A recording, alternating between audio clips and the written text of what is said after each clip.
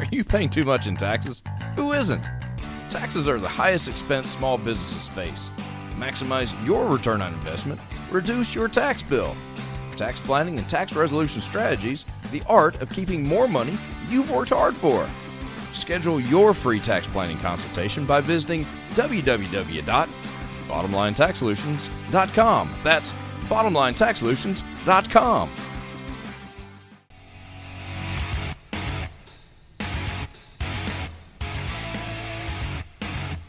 Live from the Subaru of Gwinnett studio at the beautiful Sonesta Gwinnett Place Atlanta Hotel, it's The Bottom Line with Jacqueline Sheldon on Business RadioX. Maximize your return on investment by reducing your tax bill.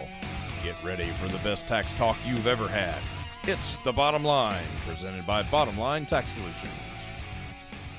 Hello, ladies and gentlemen. It is time for the best tax talk you've ever had. Hello, Jacqueline. Hi, Tom. How are you? I am doing well. How are you today? I am always fantastic. That's awesome. So they say. Hey, it's November. I can't believe it's November already. How did it get to be November? I know this year has gone by extremely fast. It means we're too busy. We are probably too busy, but it also means it's almost time to start preparing to file 2019 income tax returns. Already? Yeah, holidays will go by quickly, and then it will be tax season. Didn't we just file last year's or something? We did. The extended returns were filed October 15th, so yeah, with not a whole lot of time between the extended returns and the start of the next tax filing season. The IRS never rests, do they? They don't. Tax season pretty well is a year-round thing now. All right, so we have talked a lot about the importance of tax planning. Yes, tax planning is very important. You know, I've said several times that failing to plan is planning to fail. Planning to fail. I knew there was a cute saying, and I was going to totally butcher it, so I didn't have to, so thank you. You're welcome. All right. We always focus on the small business owners. You and I are small business owners. We love the small business owners. We do. It's a special breed. It is a special breed. breed. Or insanity, one of the two. So over the next couple weeks, because face it, 8 weeks? In 8 weeks, 7-8 weeks, it's first of the year. It is. It'll be here quickly. Over the next few weeks, what do those small business owners need to do to position themselves to pay less taxes come next April 15th? Well, Tom, I know that you are a football fan. Sure. Big race fan, too. You are a big race fan. We'll go with football. Well, yeah, you're a football fan. You like college football quite a bit. I love college football. So let's think of tax planning kind of as if it were a football game. Okay. What does the coach do in a football game during halftime? In Atlanta, you get fired. Okay, but outside of Atlanta, what do you do? Oh, well, let's see. You see how your team did in the first half of the game, and you either make adjustments or maybe you go running, screaming out of the locker room. I don't know. Okay. Well, think about tax planning under the same premise. What we do with our accounting clients is halfway through the year, at mid-year, we will do tax projections, and we'll kind of analyze where they are tax-wise for the first half of the year. And then we can help them make those adjustments or corrections, things that they can do for the second half of the year that can save them some money. Makes sense. Then come fourth quarter of a football game, the players are up against the clock. They have a limited amount of time to be able to make adjustments and win the game. And the same thing is true for tax planning. Once a taxpayer hits the fourth quarter of the year, they're up against the clock. You have a limited amount of time to make adjustments or to utilize strategies to help you win the tax game.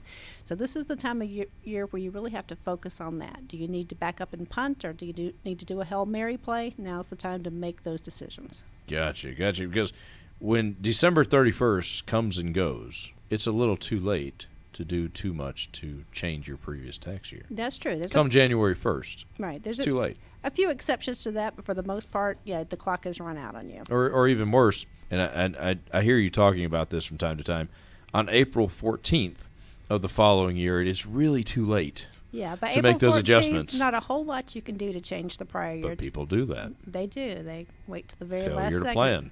And is planning to fail. It is Atlanta, though, and we get abused as football fans in Atlanta. We just do. Falcons are having a rough year, and we'll just leave it at that. Okay, I'm sorry. You should have stuck to racing, I'm telling you. Yeah, probably should have. But let's get back to tax planning. Sorry, tax planning. I got you talked about football and racing and firing coaches. I got all distracted. You did. All right, now I know you have got a substantial list of amazing things that those small business owners can do, what things they should consider, where they should go, other than talk to you, the things they need to be doing. Right. Well, let's talk about a few of those then. The first thing is for cash basis taxpayers. And What's that? if you're a cash basis taxpayer, you report your income in the year that you receive it. When you get paid. When you get paid. Not when you did the work. Exactly. Gotcha. And you report your expenses in the year that you actually pay them. Right. Okay, so that's what a cash basis taxpayer is, and most service businesses are cash basis taxpayers when it comes to their income taxes. I'd say it's probably a little more stable and probably simpler to do. It is a little bit simpler, but for people who file as cash basis, they may want to consider prepaying some of their business operating expenses, things that they would normally pay January or February of next year. Power bills, phone bills. Rent, insurance, those kind of things, your accounting fees. Go ahead and pay those by December 31st. That way you can take the deduction in 2019, so you can accelerate the deductions by moving them into the 2019 tax year if you go ahead and pay them by the end of the year. Now, you said December 31st. Does that mean if I pay my power bill, that check is cashed on December 31st? I mailed it December 31st. I did an electronic transaction on the 31st. How does that work? 'Cause that could be interpreted a couple of different ways. Right. The recipient doesn't have to receive it by December 31st, but you have to initiate the payment. So you either have to write the check and get it postmarked by December 31st or set up that electronic payment for December 31st. And I would imagine it has to be reasonable. Say I've been paying $200 a month for my power bill. I can't send the power company $6,000 because that wouldn't be reasonable. It wouldn't be reasonable, and the IRS has something that they call a safe harbor rule. Okay. And under that safe harbor rule, they will let cash basis taxpayers prepay up to 1 year's worth of operating expenses. 12 months. So up to 12 months. Wow. See, I was always told it was 3 or 4. That's awesome. Right. That's a lot of money. And it used to be 2.5 Okay. months was your safe harbor, but now they'll actually allow up to 12 months. So let's say you're paying $1,500 a month in rent to your landlord. Right. You could feasibly pay $18,000 in rent in December for the next year. The whole year. And get that tax deduction. Now, if you decide to do something that dramatic, I definitely would say let your landlord know that you're prepaying, that you're sending a larger check so that when they get it on their end, they're not surprised or think that it was an error and send it back to you. I would try to deliver that one in person. I'm serious. And then also the other thing you want to consider is if you're mailing a large check like that, you may want to take it to the post office and get proof of mailing. That way, if you're audited by the IRS, you have proof that you did mail that check on December 31st. Because you're guilty until proven innocent. Always with the IRS, that Lovely. is the case. How American is that? Now, one other thing to keep in mind on prepaying expenses, this works for operating expenses. So if Like power bills, like phone bills. Phone bill, power bill, your month-to-month expenses, don't buy inventory because you can't deduct inventory that you've prepaid because it sits as an asset on your balance sheet. So prepaying inventory or buying more inventory does not help you. Gotcha. Also, paying off loans or credit cards do not give you an additional deduction on your tax return, and we're going to talk a little bit more about the credit card thing in a bit. There's never a deduction on paying off debt or something like that. Right, and paying off debt's always a wonderful financial strategy, and yes, it's going to save you some Breath interest. of fresh air. But it's not going to give you an additional tax deduction. And I've seen taxpayers do that. They'd have some extra money in December and say, well, I'm going to go ahead and pay off my credit card so I get some extra tax deduction. Well, it doesn't work that way. So just keep that in mind, that if you're going to get a tax deduction for prepaying expenses, it has to be your regular monthly operating expenses. Gotcha. Related, unrelated, I don't know. But you have to pay tax on a certain amount of, if you have a certain amount of inventory on hand, you pay tax on that, do you know? Right. There is something called business personal property tax that businesses have to file every year. year. You have a big warehouse full of something right. that and you with sell. That is your inventory tax. You right. pay tax on inventory that you have on hand and then other personal property that the business was owns. Yeah. So why would you want to increase that? Exactly. Especially if you're thinking you're getting a big break, you would be shooting yourself in the foot. Quite the opposite. You are correct. Yeah, okay. you would actually be paying more in Sorry, not to get off tax. the topic there, but I thought there was something. No, that's a good point. All right, so that's money going out. We're paying the power bill. We're paying the phone bill. What about money coming in? Well, a strategy for that, Tom, is kind of the same but in reverse.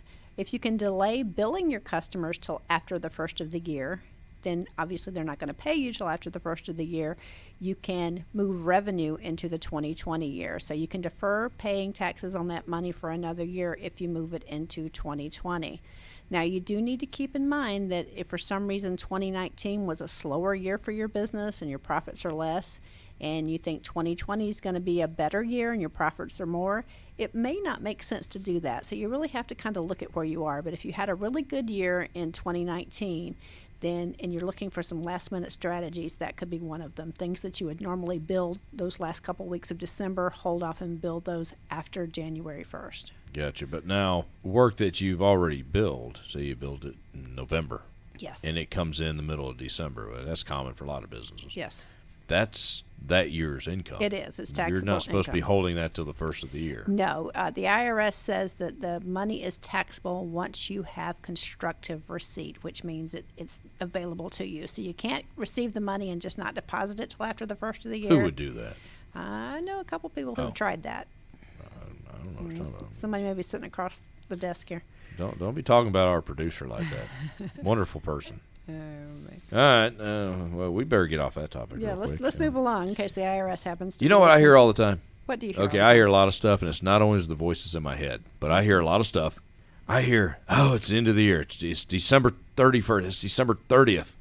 I've got to go buy a giant honking SUV or a truck. You probably hear that more than I do. I do. Is that a good idea? Because I'm a simple person. Sometimes too simple. Spending $70,000, because face it, there's no such thing as an inexpensive giant truck or SUV. There just isn't. Right. You're going to drop $70,000, maybe more, to save $10,000-$15,000 on your taxes. What planet does that make sense? Help me on this. Right. Well, it is kind of funny that you say that, and I honestly think that car dealerships love December 31st. Oh, they do. Because I they can take full tell advantage. you how many of my business clients go out on December 31st and buy a new vehicle at the last minute. Remember the H2s? Everyone had to have a Hummer. Right. Because they weighed a lot or something. So I wonder if there's statistics on if the fourth quarter of the year is the biggest for auto sales. That'd be something for big honking SUVs. That would be interesting to have. But to go back to answer your question, does it make sense to do that? Maybe, maybe not. If you anticipate that your business is going to need new vehicles or new equipment, new office equipment, new furniture, new equipment, construction type equipment, if you're in a construction business, any type of equipment, if you anticipate you're going to need it in the next 6 months, then yes, go ahead and buy it by December 31st. That way you can accelerate that deduction into this year as well. With the bonus depreciation rules and with the expanded Section 179 deductions, there are cases where you may be able to write off the full cost of something that you buy on December 31st. So if you go out and you spend $50,000 on a new piece of equipment, you may be able to write off that full $50,000, which could make a substantial difference in the amount of taxes you owe. A lot of that is based on gross weight, is it not? Now, on vehicles, it is. For SUVs, if the gross vehicle weight is more than 6,000 pounds, then the IRS will allow you to take that Section 179 deduction up to $25,000 of the cost. So in your case, with the $70,000 vehicle, you would be able to take an upfront deduction of up to $25,000 under Section 179, and then regular depreciation on the rest of the vehicle. Well, that's just a deduction, though. Yes, it is a deduction. It's not a dollar for dollar offset. Yeah, exactly. So it may lower your tax bracket, which could save you thousands. What's the tax liability on that $25,000? A few $1,000s? A couple $1,000s? Well, it just depends. If you're a sole proprietorship and you're paying self-employment tax plus regular income tax, by the time you figure in the state tax, you could be anywhere between 30 and 40%. So $25,000 could save you $10,000. I got you. Well, I think I've just effectively made every car dealer in Georgia mad at me. Right. But I spent $70 to save $5. Exactly. I don't get that. Well, Clark Howard used to push the SUV thing every year at year end, and I couldn't tell you how many times I would get a phone call saying Clark Howard said to do this. Because Clark said. And yes, like I said, it is a good tax deduction, but only if you need it. If you anticipate that you're going to need that vehicle, does it make sense? Also, the vehicle has to be 100% business use, which there's a lot of confusion on that. Well, that's a gray area. Right, because I had a lot of my just regular W-2 employees calling me saying, I need to buy an SUV and I can get a tax deduction for it. And it's like, nope, it's only business owners. So keep that in mind as well. What other grand strategies do you have? I'm surprised I haven't heard anything about retirement plans yet. Well, retirement. You're big on retirement plans. I am big on retirement plans. You know, I love the retirement plan strategy because it's one of the few deductions where you technically get to keep the money. Nice. You do have to set it aside into a retirement account. But it's still yours. It's yours. And you have to let it sit there into retirement age. If you draw it out before then you're going to pay penalties and taxes for that. But retirement plan, if you have one in place, now's the time to make sure that you max it out before year end. If you don't have a business retirement plan in place, then there's still time to get something set up. So if you've got some extra cash, you're not sure what to do with it before year end, always look at that retirement plan strategy because, as I said, it's a great option in the fact that you get to keep the money. That makes sense. Hey, I just got a text message. It's about your big honking truck. My buddy from Maysville just sent the text. He says, "Oh, boy, I can buy that new Mack truck." So there you go. Okay. He's all excited now. All right. He listens. No one else listens, but yes, he does. So he drives dump trucks, doesn't he? I think so. So, yeah, that would be kind of a big, Wasn't the government big about to deduction. take his dump truck at one time? I believe you had mentioned something about that. Maybe they did, and he's got to get another one. That could be. I don't want to know. Yeah. Did he call you? He did not call me. So Probably best. Yeah, I don't know that I want to know on that. Yeah, okay, we're going to let that slide. Small business owners, some of us are seasonal, or we do better different parts of the year. So cash flow can be an issue. Cash flow can be an issue. So let's talk a little bit about that. What if there's no cash flow? How do you? Right, and what do you do? I have business clients that'll run into that. It's towards the end of the year. Cash flow is tight, and they're like, "Well, I don't have the money to do these things right now. How can I still save on taxes?" Well, one thing you want to think about is for prepaying those expenses that we talked about, your phone bill, your rent, those kind of things, or for purchasing new equipment, you can use a credit card. The IRS considers a charge on the credit card same as cash. So if you need to buy some new equipment, maybe cash flow's tight, you could go ahead and put that on a credit card now and then pay it off after the first of the year once cash flow improves. That makes sense. You also could consider doing a business line of credit and doing the same thing to be able, especially if you have bigger purchases that you need to make, get a business line of credit in place. I have a great business banker who does business lines of credit. They're very easy, low doc loans that she does for small business owners. So if anyone needs that, feel free to give me a call and I'll be glad to make an introduction for you. But with the line of credit, there again, you can make those purchases now and then pay for them next year. That makes a lot of sense. I did not know that. I did not know that. And then also, we talked a little bit about retirement plans. If you set up a SEP plan for your business, a self-employed pension, the SEP. The SEP doesn't have to be funded until the due date of the tax return. So you could actually get a 2019 deduction for a SEP plan, but not put the money into the plan until 2020.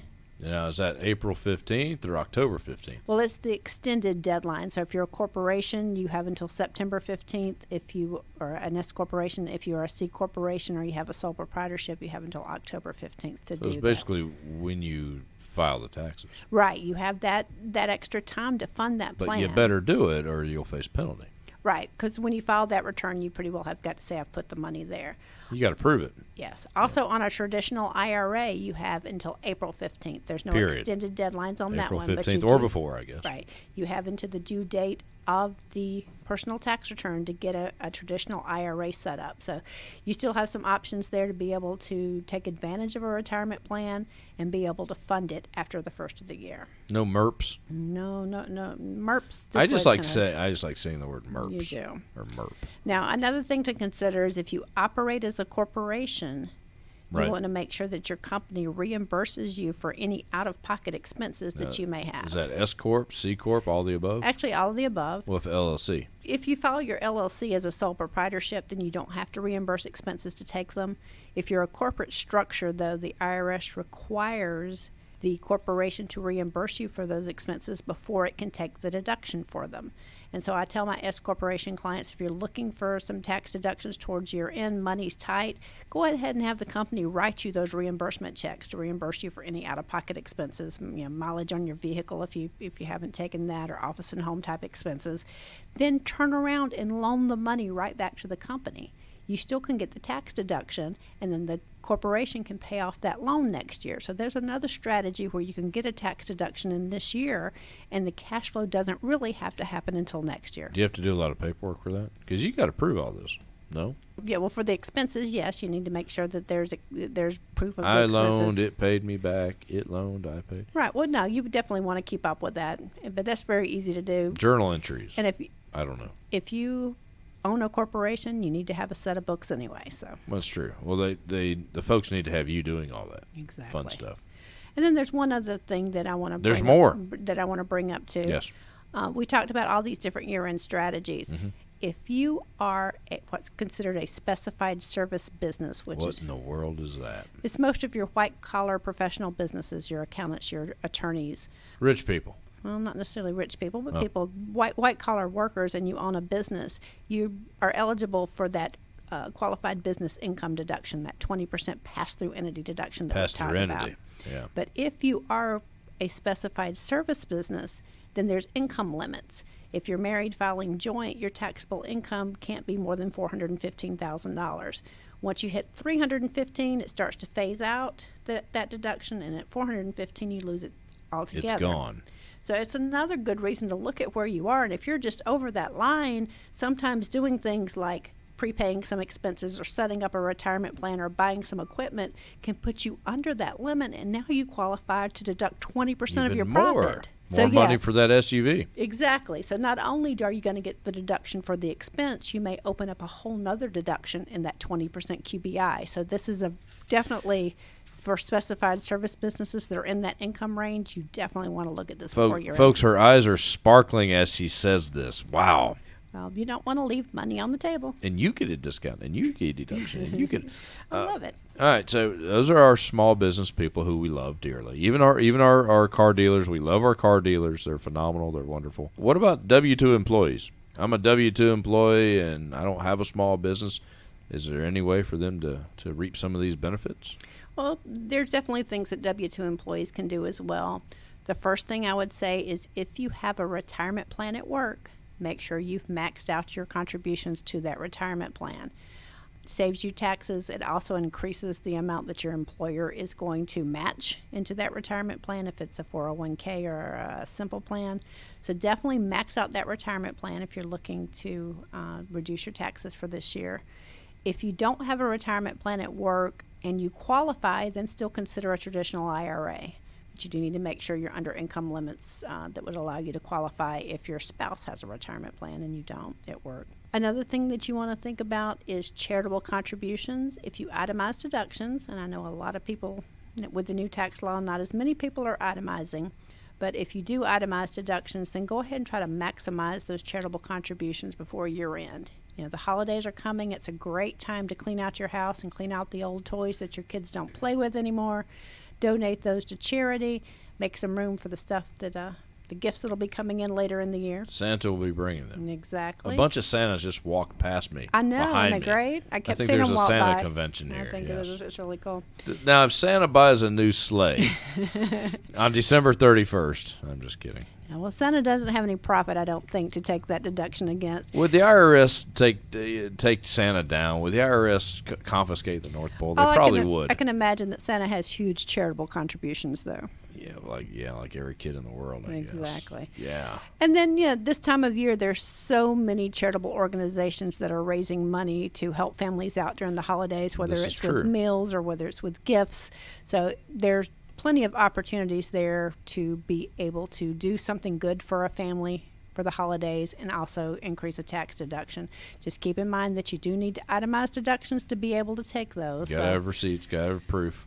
So that's something else. But they can't go by the big honking SUV. Then there's W-2 employee can. Yeah, W-2 employee. You know, honestly though, I'm harking on this. Who sells the best SUVs? Who would that be? That would be Subaru of Gwinnett, right here in Duluth. Okay. They do an amazing job. All right, awesome. I'm trying to make brownie points because I cash them in as fast as I make them. I see that. No, but they're good folks. They really are. Yes, you were saying. I'm sorry. Okay, so then let's talk about a couple other things right quick as far as individuals. Used to be the strategy was if you were going to owe state income taxes. That if you make estimated tax payments, that fourth quarter estimated tax payment is due January 15th. But if you roll that up and pay it by December 31st, it becomes a deduction for this year.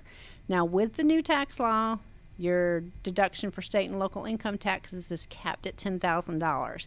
So between your property taxes and the state taxes that you've already paid in off your W-2s or estimated tax payments that you've made during the year, if you're already at that $10,000 cap, it's not going to help you to make that payment early. And you probably get there pretty quick, especially if you're paying property tax on a home in Metro Atlanta. Exactly. Yeah. But if for some reason you're not up to that $10,000 level and you itemize, then making that state estimated tax payment early could help you get up to that $10,000 limit.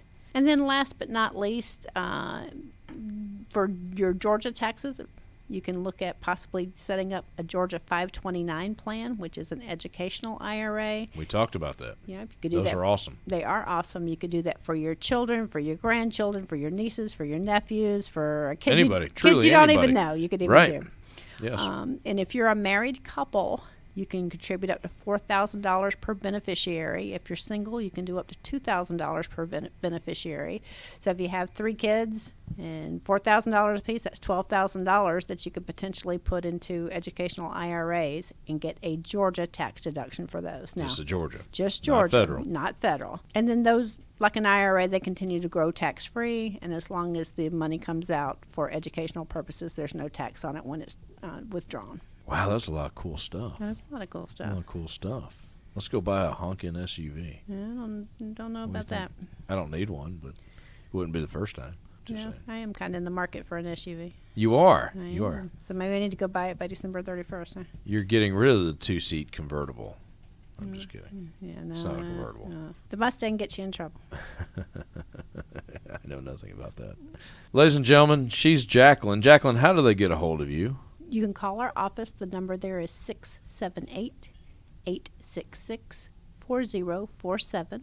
Or you can visit our website, which is bottomlinega, as in Georgia, bottomlinega.com. Bottomlinega.com. Ladies and gentlemen, we appreciate you so much. Hey, next month we're going to have a little bit of a holiday show, aren't we? Are we? I think so. All right. It'll That's be awesome. a party. And I got one more text, believe it or not. It says something about they didn't take it. I hid it at Nana's. So I don't know. I don't know what that meant. I don't know. Maybe the dump truck. I don't know. It must be the dump truck. I think he hid the dump truck so the IRS couldn't get it. Okay, don't let's wa- hope the IRS isn't listening. Well, or they probably will be, are. They will be at probably Nana's are. house So here in a couple hours. my friend from Maysville, you better hide that truck a little bit better. That's all I know. Okay. Thank you, folks.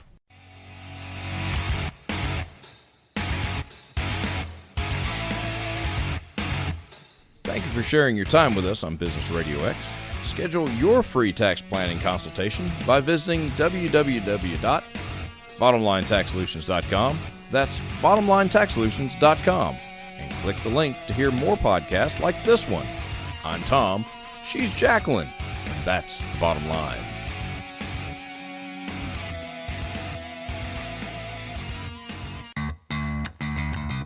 My small business had done well and thought I'd paid my taxes. Then I got a letter from the IRS. I didn't know what to do. So I called Bottom Line Tax Solutions. They understood exactly what I was going through. Bottom Line worked with me and for me. They turned a horrible time into a manageable one. Now, I'm in a payment plan I can afford. And they were able to get my penalties reduced. Schedule your free tax planning consultation by visiting bottomlinetaxsolutions.com.